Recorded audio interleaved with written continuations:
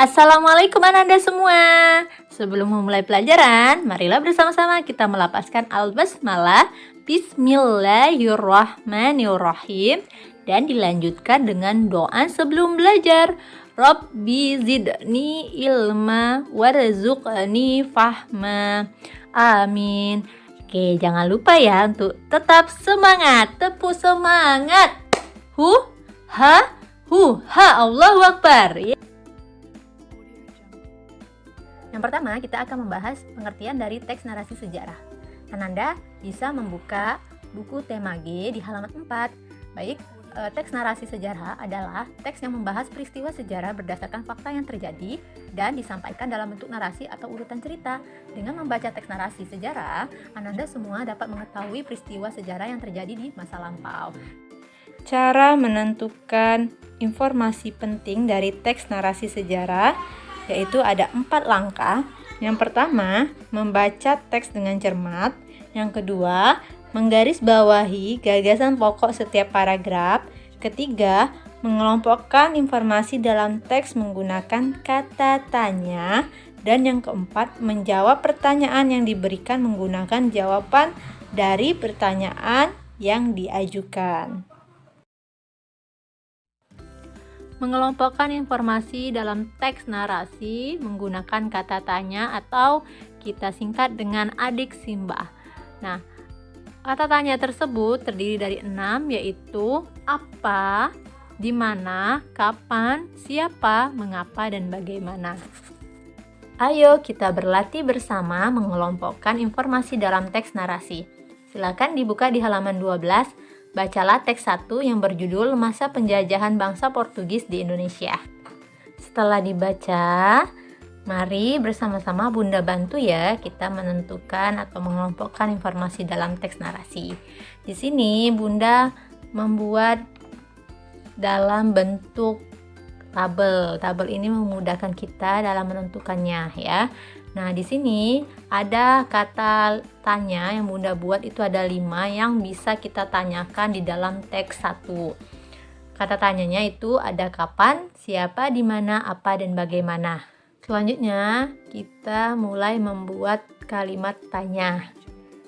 Nah, di sini kalimat tanya yang telah Bunda buat itu berkaitan atau berada di dalam teks 1 ya. Nah, setelah membuat kalimat tanya, maka kita harus menjawab pertanyaan itu. Nah, jawaban dari pertanyaan itu adalah informasi dalam teks narasinya. Pernahkah kamu mengamati benda-benda di sekitarmu? Benda-benda yang ada di sekitarmu memiliki sifat dan wujud yang berbeda-beda. Masih ingatkah kamu wujud-wujud benda? Dan tahukah kamu cara membedakan wujud benda tersebut? Membedakan wujud benda tersebut dengan cara mengetahui sifat-sifat benda. Mari kita mendeskripsikan sifat-sifat benda. Mendeskripsikan sifat-sifat benda padat, cair, dan gas. Pengertian dari benda padat, cair, dan gas. Benda padat merupakan benda yang bentuknya tidak berubah walaupun berada di berbagai wadah. Benda cair merupakan benda yang bentuknya selalu mengikuti wadahnya. Benda gas merupakan benda yang bentuknya tidak tetap. Struktur penyusun benda padat, cair, dan gas. Benda padat tersusun dari zat penyusun yang rapat. Benda cair tersusun dari zat penyusun yang letaknya lebih renggang dibandingkan zat penyusun benda padat. Dan benda gas terdiri dari zat penyusun yang letaknya saling berjauhan. Contoh dari benda padat yaitu pensil, meja, dan kursi.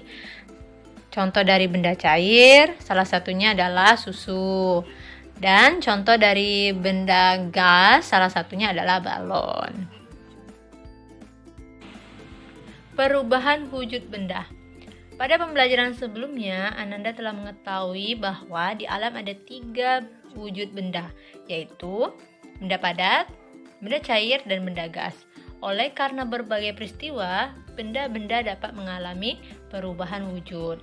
Perubahan wujud benda terjadi karena pengaruh kalor. Benda yang melepaskan kalor dapat mengalami wujud yaitu membeku, mengembun, dan mendeposisi. Sementara benda yang menyerap kalor dapat mengalami menguap, mencair, dan menyublim. Perubahan wujud benda membeku adalah proses perubahan wujud dari benda cair menjadi benda padat. Contohnya, air yang dimasukkan ke freezer lama-kelamaan akan berubah menjadi es. Perubahan wujud benda mengembun adalah peristiwa perubahan wujud benda dari gas menjadi cair. Contohnya, terbentuknya titik-titik air atau embun di pagi hari pada dedaunan. Selanjutnya, perubahan wujud ketiga dari melepaskan kalor yaitu mendeposisi atau mengkristal. Mengkristal adalah peristiwa perubahan wujud dari benda gas menjadi benda padat. Contohnya pada pembentukan kristal es di dedaunan pada musim dingin di negara subtropis. Perubahan wujud benda menguap adalah peristiwa perubahan wujud dari benda cair menjadi gas. Contohnya, air yang dimasak lama-kelamaan akan mendidih. Air yang mendidih menghasilkan uap air. Perubahan wujud benda selanjutnya yaitu mencair adalah proses perubahan wujud dari benda padat menjadi cair. Contohnya, mentega yang dimasak lama-kelamaan akan mencair. Mentega dapat mencair karena menerima kalor dari kompor yang menyala. Selanjutnya yaitu menyublim. Menyublim adalah peristiwa perubahan wujud dari benda padat menjadi benda gas. Contohnya, kamper yang diletakkan di lemari lama-kelamaan akan habis. Hal itu terjadi karena kamper menyerap kalor dari lingkungan. Ada berbagai peristiwa dalam kehidupan kita. Ada peristiwa yang dialami diri sendiri, masyarakat, maupun peristiwa yang dialami bangsa dan negara. Salah satu peristiwa penting adalah peristiwa sejarah bangsa dan negara Indonesia. Selanjutnya kita akan membahas sejarah masuknya bangsa Eropa di Indonesia. Kedatangan bangsa Eropa ke Indonesia dilatar belakangi jatuhnya Konstantinopel yang kini menjadi negara Turki ke tangan Kesultanan Turki Ottoman pada tahun 1453, sehingga bangsa-bangsa Eropa dilarang untuk datang dan berdagang di Konstantinopel. Akhirnya, bangsa-bangsa Eropa melakukan penjajahan kepulauan Nusantara untuk menemukan negeri penghasil rempah-rempah. Adapun faktor-faktor pendorong bangsa Eropa berlayar ke kepulauan Nusantara yaitu: pertama, keinginan untuk mendapatkan kekayaan atau gold. 2. Keinginan untuk meraih kejayaan atau glory. 3. Keinginan untuk menyebarkan agama atau gospel. Dan 4. Mendorong kedatangan bangsa-bangsa barat ke Indonesia. Mengapa rempah-rempah menjadi barang dagangan utama dalam perdagangan bangsa-bangsa Eropa? Pada masa itu, harga rempah-rempah semahal emas. Karena rempah-rempah ini dibutuhkan untuk perawatan kecantikan, obat-obatan, dan bahan ritual dalam upacara keagamaan.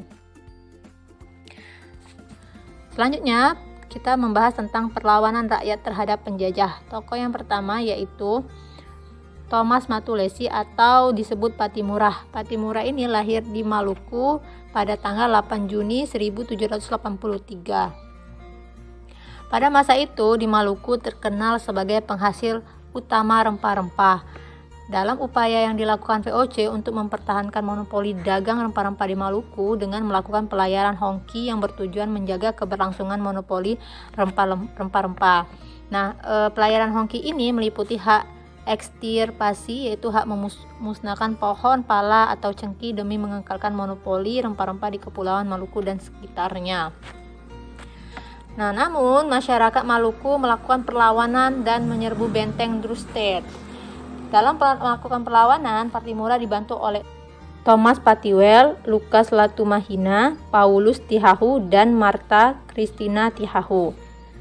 Tokoh yang kedua yaitu Tuanku Imam Bonjol. Tuanku Imam Bonjol bernama asli yaitu Peto Syarif yang bertempat tinggal di Sumatera Barat. Pada abad ke-19 di Minangkabau terjadi perselisihan dua golongan yaitu kaum Padri, kaum adat. Kaum Padri dan kaum adat menyadari siasat dari Belanda kemudian melakukan perlawanan ke Belanda. Nah, perselisihan ini dimanfaatkan oleh bangsa Belanda. Pada tahun 1837, Belanda kembali menyerang Imam Bonjol dan Imam Bonjol berhasil ditangkap. Pada tanggal 6 November 1864, Imam Bonjol wafat dan dimakamkan di Manado. Tokoh yang ketiga yaitu Pangeran Diponegoro yang lahir di Yogyakarta pada tanggal 11 November 1785. Perlawanan ini bermula ketika Belanda memasang patok di atas makam leluhur Pangeran Diponegoro.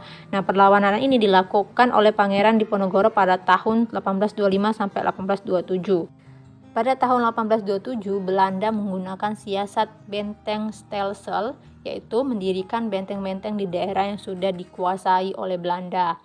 Nah, pihak Belanda menjebak Pangeran Diponegoro melalui siasat perundingan, sehingga Pangeran Diponegoro tertangkap dan diasingkan ke Manado di Sulawesi Utara. Pada tahun 1834, Pangeran Diponegoro dipindahkan ke Makassar. Pangeran Antasari. Pangeran Antasari ini merupakan tokoh perlawanan terhadap Belanda dari Kalimantan Selatan.